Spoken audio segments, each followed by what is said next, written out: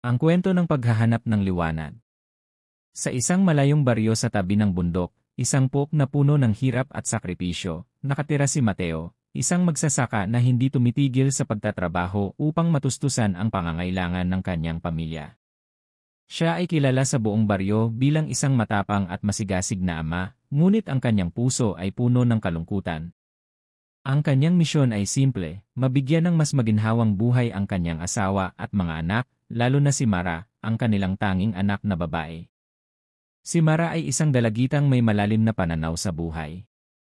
Sa kabila ng buhay ng paghihirap na nararanasan nila, hindi niya kayang tiisin ang nakikita niyang pagod ng kanyang ama sa bawat araw. Siya ang tumulong kay Mateo sa mga gawaing bahay, ngunit alam niyang may mga pangarap ang kanyang ama na hindi pa natutupad. Gusto niyang makita ang kanyang ama na magtagumpay at maabot ang mga pangarap na tila malayo at mahirap mangyari. Isang araw, nagkaroon ng pagkakataon si Mateo na makipagtagpo sa isang mayamang negosyante na nag-aalok ng tulong upang mapabuti ang kanilang kalagayan.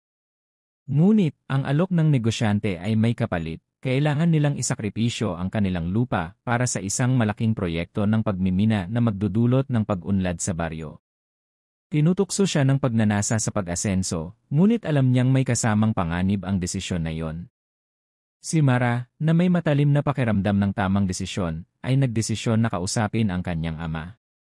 Tatay, hindi ba't ang tunay na yaman ay hindi nasusukat sa ginto o sa lupa?